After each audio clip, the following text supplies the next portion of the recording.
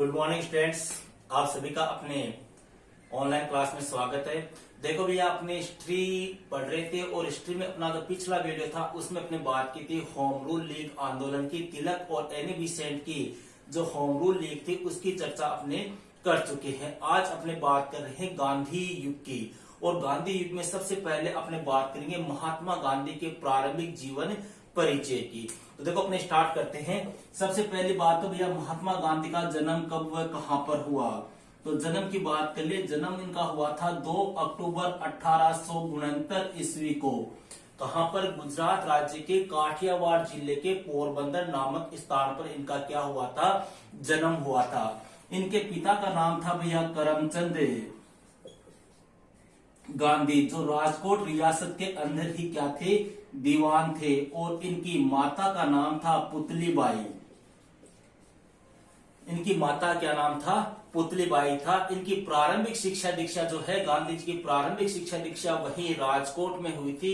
और इनके पिता जो है वो इनको बैरिस्टर बनाना चाहते थे, वकील बनाना चाहते थे। इसलिए महात्मा गांधी को इन्होंने वकालत करने के लिए कहां भेज दिया? इंग्लैंड भेज दिया। देखो यहाँ पर महात्मा इनकी उपाधि है, इनका नाम नहीं है। इनका नाम था अपने मोहनदास। मोहनदास इनका नाम था और पूरा नाम था मोहनदास करमचंद गांधी। ये इनका पूरा नाम था। देखो महात्मा इनकी क्या है?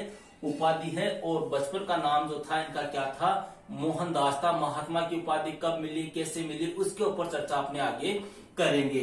और इनका विवाह जो है वो किसके साथ में हुआ था? कस्तूरबा के साथ में हुआ था। कस्तूरबा देवी। कस्तूरबा देवी के साथ में इनका क्या हो गया था? विवाह हो गया था। तो देखो भैया, इनकी प्रारंभिक शिक्षा दीक्षा जो है वो राजकोट में हो गई थी। इनके पिता राजकोट रियासत के दीवान थे। अच्छे खासे घराने से ये एक प्रकार से गांधी जी बिलोंग करते थे। तो महात्मा गांधी के पिता जो थे वो इनको क्या बनाना चाहते थे? वकील बनाना चाहते, बैरिस्टर बनाना चाहते थे। इसलिए गांधी जी को इनके पिता ने वकालत करने के लिए कहां भेज दिया? इंग्लैंड भेज दिया। और इंग्लैंड से वकालत करके गांधी जी वापस भारत आए। भारत में आने के बाद में 1893 ईस्वी की बात है। 1893 ईस्वी में एक फर्म थी, एक कंपनी थी जिसका नाम था अब्दुल्ला एंड अब्दुल्ला। अब्दुल्ला एंड अब्दुल्ला। इस कंपनी के एक मुकदमे को लेकर 1893 ईस्वी में गांधी जी कहां चले गए? एक वकील के रूप में दक्षिण अफ्रीका गए। यहां तक अपने क्लियर है। देखो जन्म वगैरह नॉर्मल चीजें हैं, सबको आती है। अपने यहां से अपने गांधी जी के जीवन का एक प्रकार से नया चरण स्टार्ट होता है। कौन सी कंपनी या कौन सी फर्म के सिलसिले में? अब्दुल्ला एंड अब्दुल्ला कंपनी के एक मुकदमे की सुनवाई के लिए वकील के रूप में 1893 ईस्वी में गांधी जी कहां चले गए? दक्षिण अफ्रीका चले गए। और जब दक्षिण अफ्रीका गांधी जी गए तो वहां पर गांधी जी का सामना कौन सी नीति से हुआ? रंग भेद की नीति से हुआ। अर्थात श्वेत अश्वेत के आधार पर वहां पे क्या हो रहा था? रंग भेद, श्वेत अश्वेत के आधार पर वहां पर भेदभाव हो रहा था। तो गांधी जी ने वहां पर भारतीयों के साथ में हो रहे भेदभाव को प्रत्यक्ष रूप से देखा। और वहीं पर गांधी जी ने सबसे पहले सविनय या सत्याग्रह का प्रयोग किया। देखो कई बार क्वेश्चन पूछते हैं गांधी जी ने सबसे पहले सत्याग्रह का प्रयोग कहां पर किया था? तो ध्यान रखना, गांधी जी ने सबसे पहले सत्याग्रह का जो प्रयोग है वो कहां पर किया था? दक्षिण अफ्रीका में किया था। जब वहां पर गांधी जी ने प्रत्यक्ष रूप से भारतीयों के साथ में रंग के आधार पर हो रहे भेदभाव को देखा, तब वहां पर गांधी ने सबसे पहले सत्याग्रह का प्रयोग किया। अब देखो दक्षिण अफ्रीका में गांधी जी ने अपनी सविनय की नीति के तहत या सत्याग्रह की नीति के तहत वहां पर कौन कौन से कार्य किए? सबसे पहली बात, 1904 ईस्वी में गांधी जी ने डरबन अपने पड़ता है दक्षिण अफ्रीका में ही, अपना पहला आश्रम खोला था जिसका नाम था फोनिक्स आश्रम। देखो क्वेश्चन आता है गांधी जी ने पहला आश्रम कहां खोला? तो आंसर करना है अपने फोनिक्स आश्रम दक्षिण अफ्रीका में। दूसरा क्वेश्चन आता है गांधी जी ने भारत में पहला आश्रम कहां खोला? तो अपने साबरमती। क्वेश्चन को ध्यान से देखना है अपने। अगर पहला पूछ ले तो दक्षिण अफ्रीका में, भारत में पहला पूछ ले तो साबरमती में। तो पहला आश्रम दक्षिण अफ्रीका में 1904 ईस्वी में कहां पर खोला था? डरबन में खोला था। और दूसरा आश्रम खोला था इन्होंने 1910 ईस्वी में जोहान्सबर्ग में खोला था और उसका नाम था टोल्स्टॉय आश्रम। क्लियर है इतनी बात? दक्षिण अफ्रीका में रहते हुए ही गांधी जी ने इंडियन नेटाल कांग्रेस की भी क्या की थी? स्थापना की थी। और यहीं पर गांधी जी ने एक समाचार पत्र निकाला था जिसका नाम था इंडियन ओपिनियन। यह गांधी जी के द्वारा निकाला गया पहला समाचार पत्र था। और यह समाचार पत्र जो है वो कितनी भाषाओं में प्रकाशित होता था? 4 भाषाओं में प्रकाशित होता था, हिंदी, अंग्रेजी, गुजराती और तमिल। अर्थात कहने का मतलब है कि महात्मा गांधी के द्वारा सबसे पहले जिस समाचार पत्र का प्रकाशन किया गया उसका क्या नाम था? Indian opinion. और कहां से किया गया? दक्षिण अफ्रीका से किया गया। इसके बाद में देखो भैया, दक्षिणी अफ्रीका में ही एक जनजाति रहती थी जिसका नाम था जुल्लू जनजाति।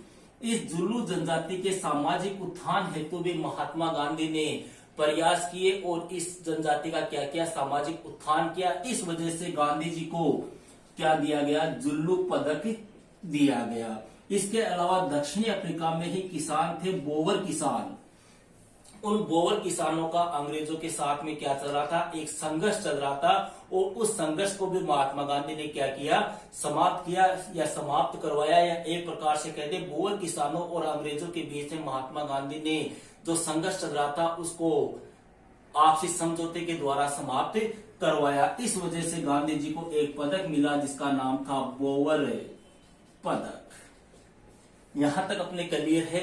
इतना सब कुछ होने के बाद में, हालांकि गांधी जी 1893 में दक्षिण अफ्रीका गए थे और गए थे मात्र 2 या 3 साल के लिए।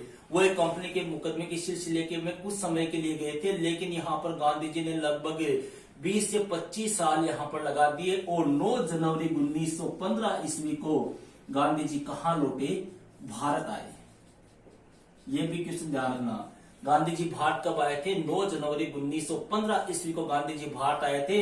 और 9 जनवरी 1915 ईस्वी को भारत आने के बाद में मई 1915 ईस्वी में महात्मा गांधी ने अहमदाबाद में अपने आश्रम की स्थापना की, जिसे अपने इतिहास में साबरमती आश्रम के नाम से जाना जाता है। इसी साबरमती आश्रम से महात्मा गांधी के द्वारा अपने सभी आंदोलन चलाए गए। देखो 1915 ईस्वी में महात्मा गांधी भारत आए थे। और जब महात्मा गांधी भारत आए उस समय अपने चल रहा था प्रथम विश्व युद्ध 1914 से लेके 1918 ईस्वी तक। तो गांधी जी जब भारत आए तो गांधी जी की अंग्रेजों से मुलाकात हुई और अंग्रेजों ने गांधी जी को यह कहा कि प्रथम विश्व युद्ध में आप हमारी सहायता करो, हम आपको क्या देंगे? स्वशासन देंगे। इस प्रकार का आश्वासन अंग्रेजों के द्वारा महात्मा गांधी को दिया गया। तब महात्मा गांधी जी तिलक के साथ में गांवों का भ्रमण किया, आसपास के गांवों का दौरा किया, संपूर्ण भारत का मान लो अपने एक प्रकार से कहे संपूर्ण भारत का गांधी जी ने दौरा किया। और भारतीय जो थे, भारतीय युवक थे, उनको किस में भर्ती कराया? सेना में भर्ती कराया, ताकि अंग्रेजों को सैनिकों की कमी ना पड़े। इस वजह से गांधी जी को अपने भर्ती करने वाला सार्जेंट भी कहा जाता है।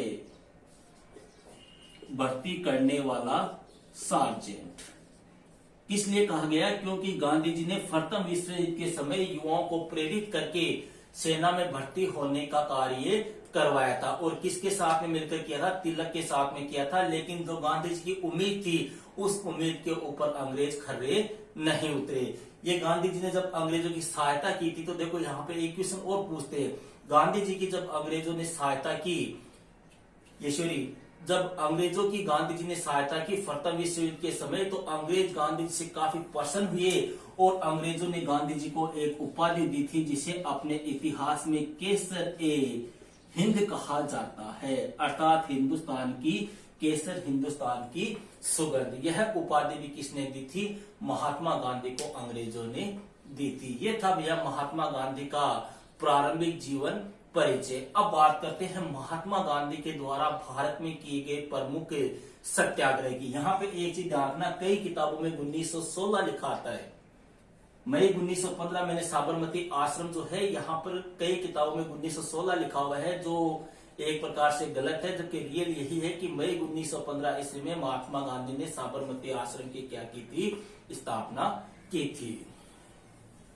और इनके गुरु का नाम भी पूछ ले तो गुरु का नाम ध्यान रखना, गोपाल कृष्ण गोखले जो थे वो महात्मा गांधी के क्या थे, गुरु थे।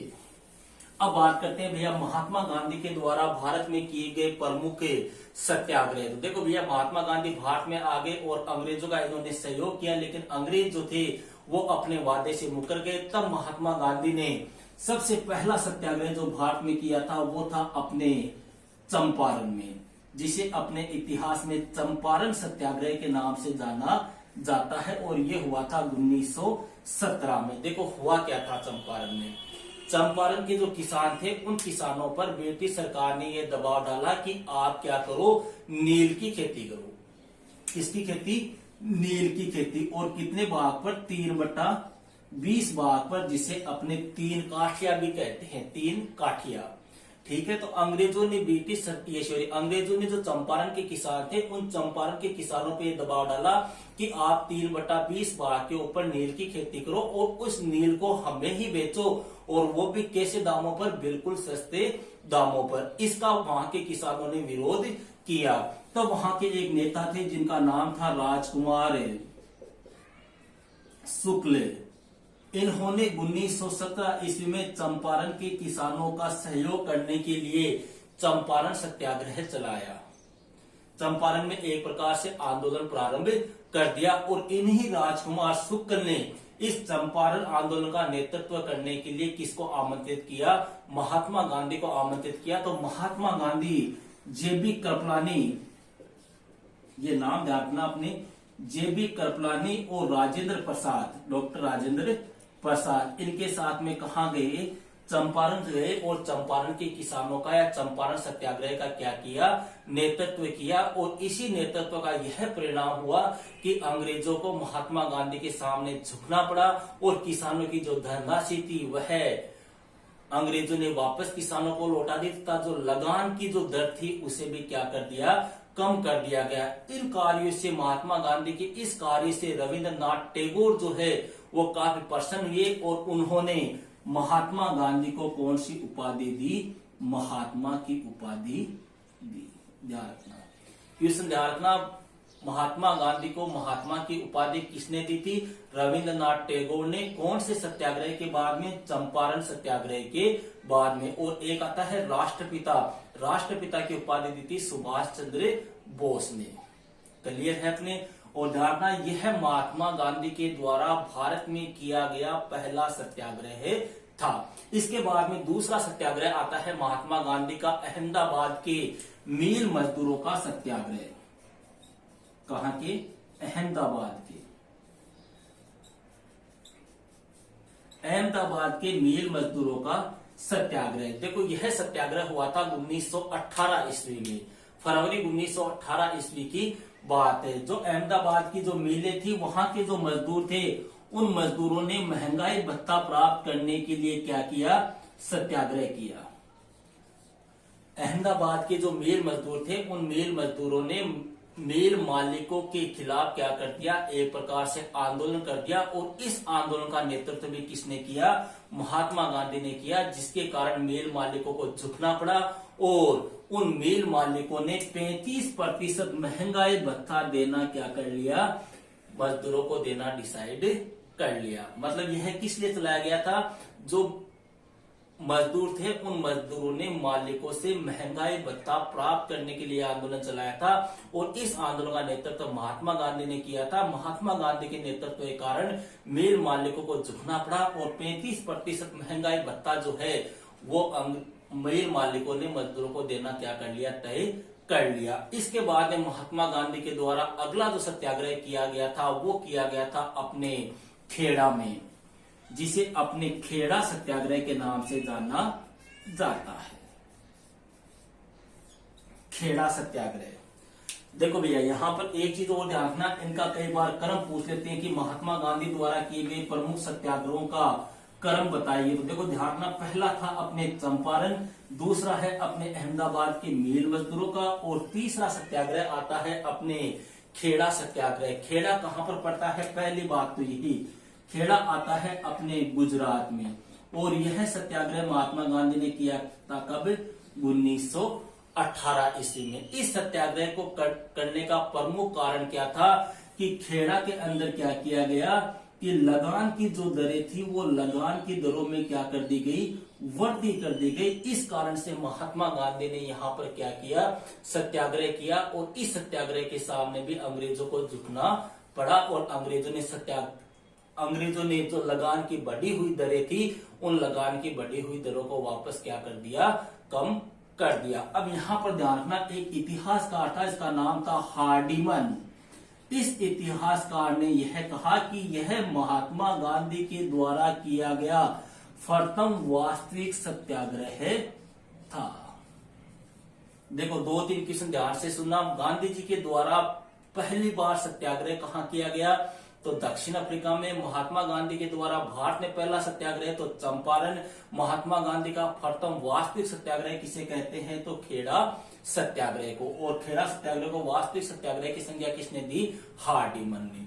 तो ये था भैया अपने महात्मा गांधी का प्रारंभिक जीवन परिचय और उनके द्वारा किए गए भारत में प्रमुख सत्याग्रह। नेक्स्ट वीडियो में अपने बात करेंगे रोलेट एक्ट और जलियांवाला बाग हत्याकांड। Okay, that's all.